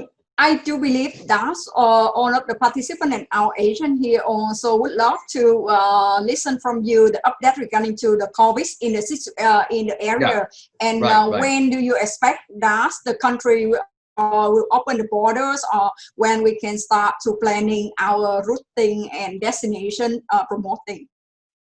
To be honest, I think most countries in the world should learn from Vietnam. What did they do to make sure that they were able to manage it so well? I mean, to be honest, Vietnam is like now at the top of the world of how they manage COVID. In terms of the infection, they were very fast in closing borders and coming up with rules and regulations. So that's why Vietnam is one of the countries that recovered really, really fast. I mean, honestly, they were very decisive on what to do, how to do it. Georgia was also very similar. Georgia was also very similar to what Vietnam did but they only started somewhere in March. Before they had their first infection, they were already planning to close borders and restrict movements. So when they started to do it, they already had their infection, but they were able to keep it low. So Georgia is actually reopening in July. But again, it's not reopening to all countries because it's a very dynamic situation right now. The rules that they talk about today may change tomorrow. So if you look at it, that whole destination, Georgia, they are saying that they are reopening in July. In Azerbaijan itself, they open up and they close again. They open up again and they close again. So it's a very dynamic situation here because but one thing for sure, which I believe in every country of the world, is that people can't do without tourism. Tourism industry is one of the industry that employs the most people, and they need to make sure that people have jobs. Countries need tourism to build their economies. So I think many countries moving forward, if I'm not mistaken, August, September will be the time where I believe normal international travel can happen. And as if you look at most of the countries preparing for it, July, Dubai is opening, right? July, Dubai is opening. Europe countries like Spain has already started opening, although yes, maybe to certain countries. Georgia is starting to open in July. Uzbekistan in July will open also. And Uzbekistan even have a guarantee that they will pay you $3,000 if you get infected. Wow. Yeah, Oh, that's interesting. great. Interesting. So Yeah, some but- people might go just in purpose. No, honestly, no, I don't think people should do that, because end of the day, when too many people get infected, they tell you, sorry, we run out of money. You know, it could happen, right? So what I'm saying is that, you know, every country is coming up with different ways to attract tourism again. But the way I look at it, I think right now will be a good time to market these destinations, because if we look at all these destinations that we are doing, their infection rates are not very high, because previously they were not very open to other countries and mass tourism goes in. So their infection rates were not really, really high. They have put in place certain measures. And even now in Uzbekistan, like for us, when we operate for customers, we have to follow a long list of requirements of sterilization, certain social distancing measures needs to be happening. In Georgia itself, it's like this, it's required. The police will check you. In Azerbaijan, it's also required. So I think in the next few months, that's where normal tourism will happen. Again, it's a very dynamic situation everywhere in the world, but we are confident that it will happen in the next few months, especially end of this year. Yeah, so that's more of the situation right now. Let me see. We got some of the questions regarding to the visa. Really, is our Lucas, our account managers, and also Anna from our sales support also will reply you in detail for the visa application for Cambodia, and even our agent in Myanmar. You didn't apply e-visa, but we will give you the full information for the visa document and application. And we got one more question from Mr. Larry Long from our tour leader regarding to the currency and how we can easy to change the money in that three country if they combine the three country destination. Yes, actually, if we combine the three country destination itself, it's best to have US dollars with you when you travel, and when you go in the destination itself, you use that US dollars to change into the local currency. But again, you know, most of these countries, all of them accept credit cards also, like, or international debit cards. So in a way, maybe not carrying too much cash is also easier, because if you are going to multiple countries, for example, you are already changing currency into US, and then US into Uzbekistan som, and then from Uzbekistan som you go to Azerbaijan, you need to change it to Azerbaijani manat. Then when you go to Georgia itself, you need to change it into Georgia lari. So, you know, if you're visiting, it's not like in the Europe where you change €1, you can go everywhere in Europe and use it. So it's highly dependent. But a lot of times, most of our itineraries that we create, because again, that is also to take care of all these issues. Most of the itineraries we create, including all meals, including all entrance tickets, including everything. So they don't really need to use money for most things, except for if they want to buy something, of course, then they can use. And or if not, sometimes our local guide there have some cash for them to exchange if they want to, and we follow the xe.com rate. We don't say our own exchange rate, because that's where a lot of issues happen.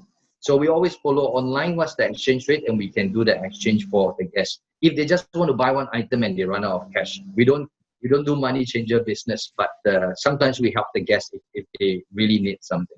So yeah, so it's better to travel with US dollars, because especially for Georgia lari and Azerbaijani manat, US dollars with these currencies are always almost fixed. So it's almost always fixed. So the up and down is not a lot. But Uzbekistan itself, US dollars and Uzbekistan som, the up and down is a lot. Just like Vietnamese dong, just like the Indonesian rupiah, it has very big movements.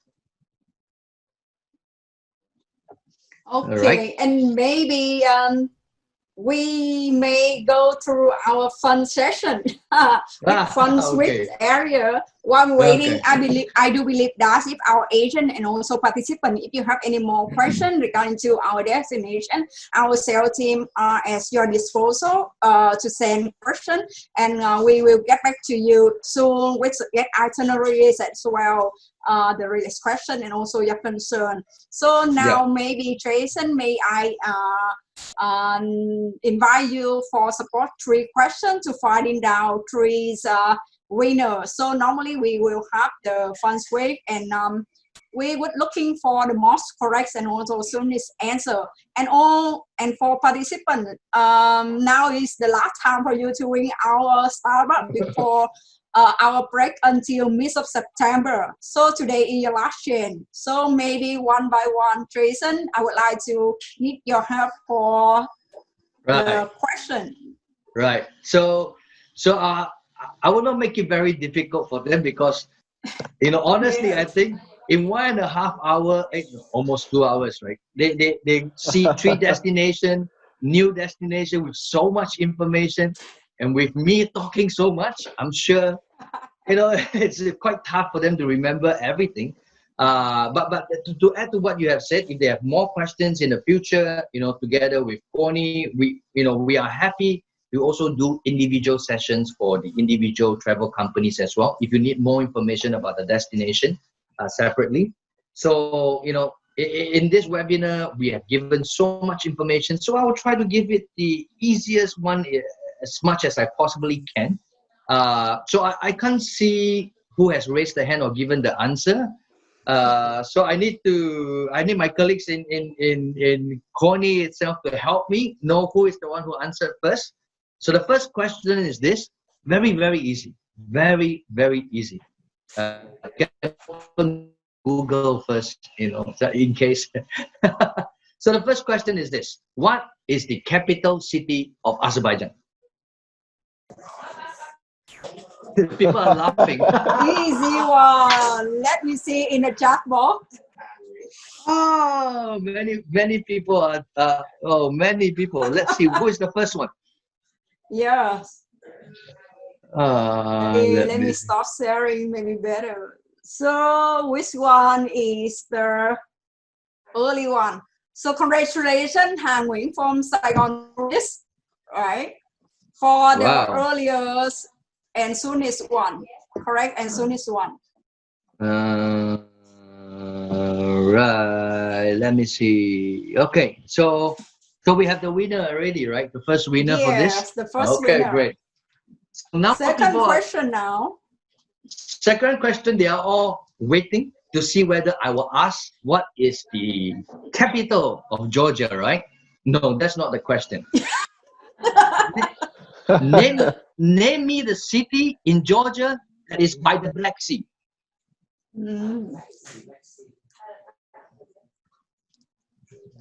The city where there's the male and the female sculpture coming together.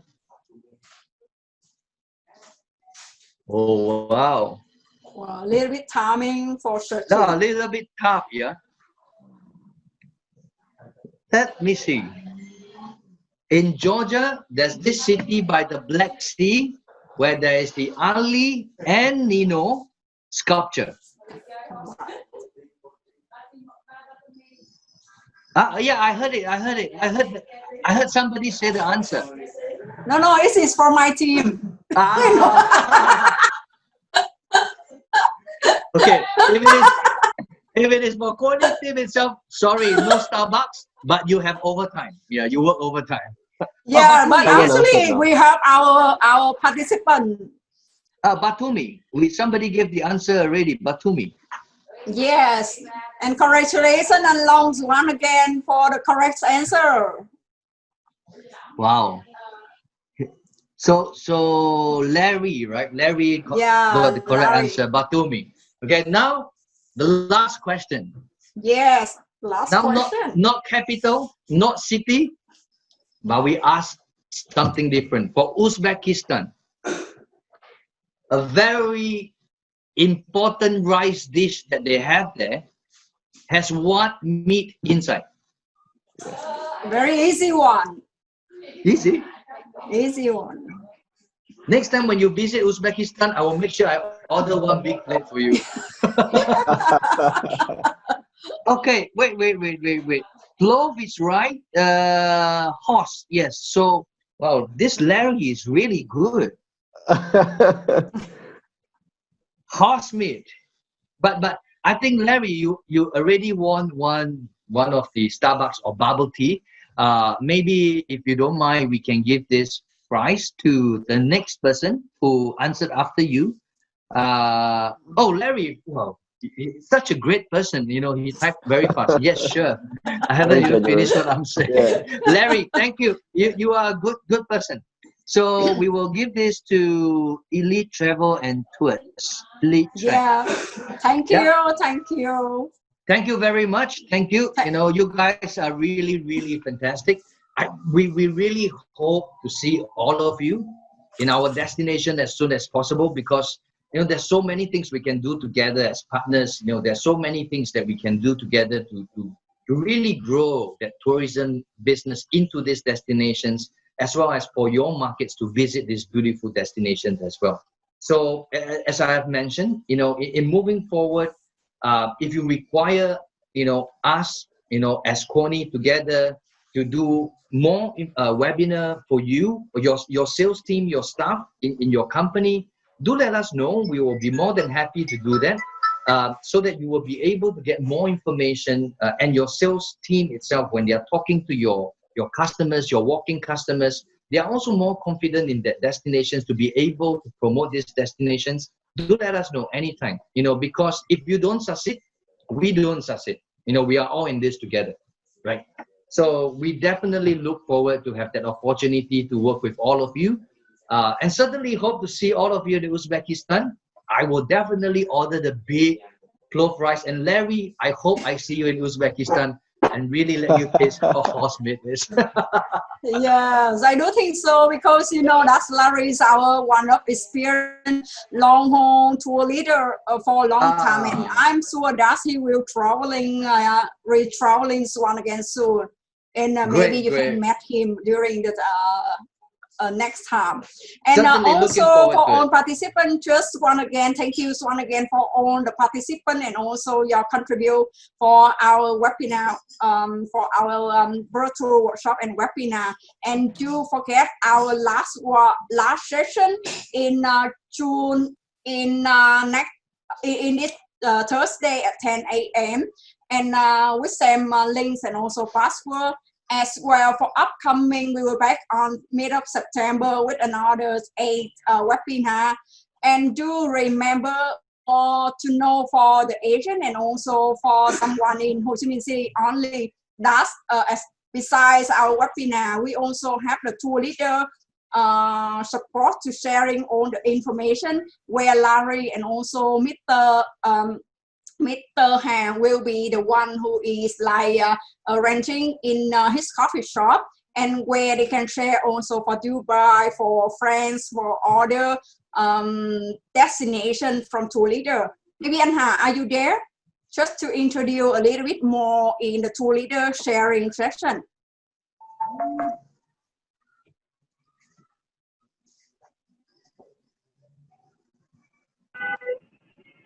Hello anh Hà. Hello, ở đây. Sorry đang lái xe. À, Hello. ok.